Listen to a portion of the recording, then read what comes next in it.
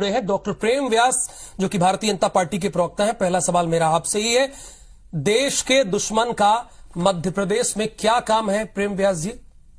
और जो कार्य दिया गया वो कोविड काल के समय दिया गया था, रेट्रोस्पेक्टिव नहीं होता है ना। 2019 में तुर्की से हमारा क्या संबंध था?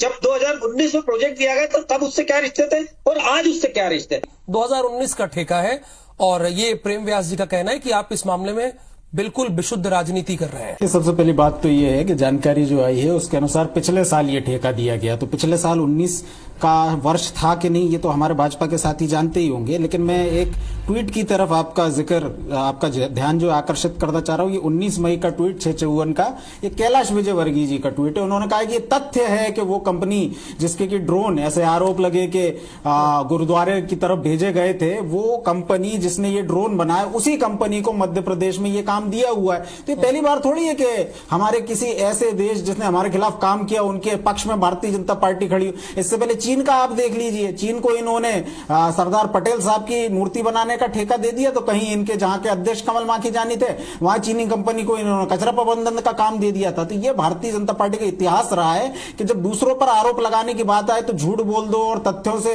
इधर उधर ले जाओ, और जब खुद की बात आए तो इन्हीं कंपनियों के साथ व्यापार करिए, इनसे रिश्वत लीजिए, इनसे रिश्ते बेहतर करिए और इनको काम दीजिए। तो भारतीय जनता पार्टी को बताना चाहिए कि ये जो कंपनीज हैं लगातार हमारे देश के खिलाफ यदि काम कर रही हैं तो किस तारीख तक, मतलब 19 से 20, आज की 21 तारीख हो गई, तो अब ठीक है, कब तक ये निर्णय ले लिया जाएगा, कब तक जांच कंप्लीट कर दी जाएगा, सवाल नोट कर लिया गया है। देखिए डॉक्टर प्रेम व्यास जी, 2019 में आपका कॉन्ट्रैक्ट हुआ हो, 20 में हुआ हो, 21 में, 22 में या 24 में, माने ये नहीं है। अब आपसे कांग्रेस ये सवाल पूछ रहा है और मध्य प्रदेश ये सवाल पूछ रहा है।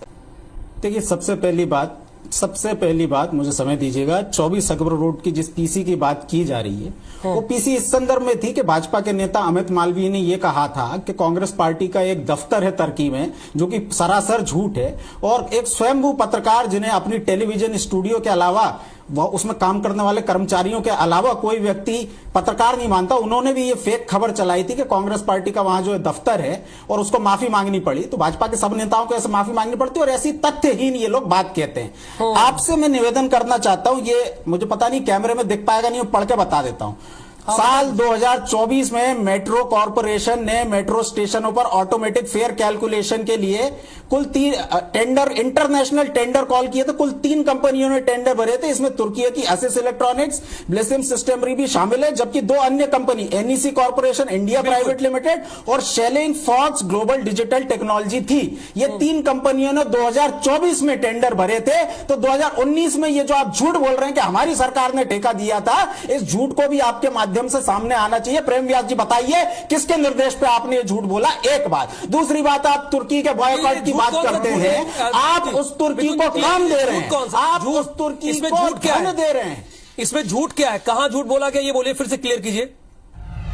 इसमें झूठ ये है, मैं फिर से क्लियर करता हूं। अभी प्रेम व्यास जी ने कहा कि ये जो ठेका है 2019 में दिया गया था, 2019 में कांग्रेस की सरकार थी, ये सरासर झूठ है। 2024 में ये ठेका दिया गया जब, ठीक है डॉक्टर प्रेम व्यास जी, एक बार जी प्लीज अब जवाब भी लेते हैं। और प्रेम व्यास जी, तुर्की में कांग्रेस, प्रेम व्यास जी प्लीज साइलेंस सर। प्रेम व्यास जी सुनिए, प्रोफेसर साहब सुनिए, मैंने कहा 2019 से मेट्रो का काम प्रारंभ हो गया और जब ठेका दिया गया उस समय हमारे तुर्की से रिलेशंस अच्छे थे।